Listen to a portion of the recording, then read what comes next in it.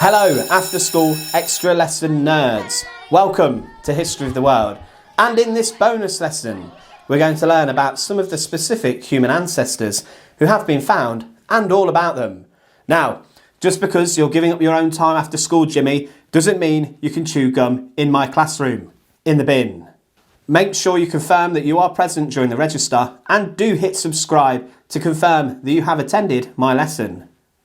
Last lesson we looked all about that long word that I can't pronounce very well, Australopithecines, Homo habilis and also Homo erectus. Now come on, stop laughing. And of course, Neanderthals, of which there are still a few of them in this room. Ha ha.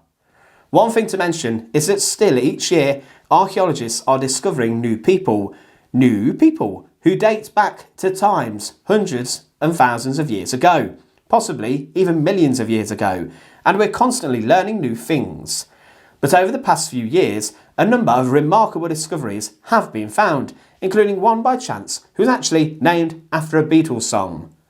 We looked briefly at Lucy last lesson, and no, I know Lucy, you're sat in the back of the classroom, but I don't mean you. The most complete Australopithecine remains that have ever been found. Let's delve a little bit deeper, shall we? Now, Lucy was discovered in 1974 by two chaps, Donald Johansen and Tom Gray. They were near a site called Hadar in Ethiopia and had taken their Land Rover out for a drive. They mapped fossils that morning, then went back to their cars and they took a different route home, passing by a little gully. Whilst here, they spotted a forearm bone and identified it as a hominid. But then, after further searches, they found a skull bone, some ribs, a pelvis, a femur and a lower jaw. Yes, James. Did they call the police, sir, when they found the body? For finding a body? Now, I don't really know if they called the police in the 70s in Ethiopia. Good question. Now, Johansen and Gray carried out excavations weeks later. They screened and documented the bones, and they had found roughly 40% of a single skeleton.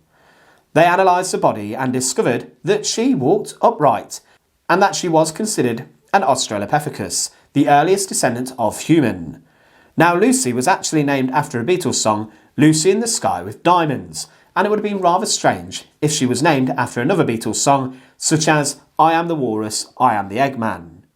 The analysis of the bones also concluded that she was smaller, she was a female, and when compared with other Australopithecines, she was quite clearly a female due to her size. It's not known how Lucy died, and no cause has ever been uncovered. Some of her bones are missing too, but the only damage on her bones was a puncture mark from a carnivore's tooth on her left waist bone. But this may have occurred at or around the time of her death. It was also discovered that Lucy was a young but fully mature adult when she died, but to us, Lucy's remains are roughly 3.18 million years old, and yes, that is older than your grandma. Now, let's look at the Peking man. And no, I don't mean that we need to take a trip down to the high street to visit the restaurant The Peking Man, but the real Peking man.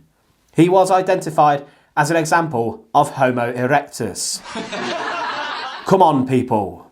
The Peking man was found near to Beijing in the year 1927, and he was found along with some other remains, including jawbones, skull caps and others. It was dated that the remains were possibly between 770,000 and 230,000 years old, firmly putting him in that erectus category. Right, sir, don't use the word firmly and erectus in the same sentence. The Peking man also had teeth too, and he had a small forehead and rather powerful jaw muscles. He had thick skull bones and a chinless jaw. Now, as you lot are so obsessed with the Second World War, here we go. The Peking man's original bones and remains actually disappeared during World War II as the Japanese launched an invasion, and attempts were made to smuggle them out of China and to get them to America. But the bones never surfaced and are still today missing, with the only thing we have being the plaster cast. So Peking man, where are you? Right, that will do for today's extra lesson. I need to get home, cook my dinner, relax and try not to annoy my wife. That means you need to go home too. But before you do, I've got a question for you, your homework. Feel free to answer it in the comments below. The question is, What is your favourite period of history and why? Thanks for your attendance today in this lesson. This is the history of the world. Looking forward to seeing you next time.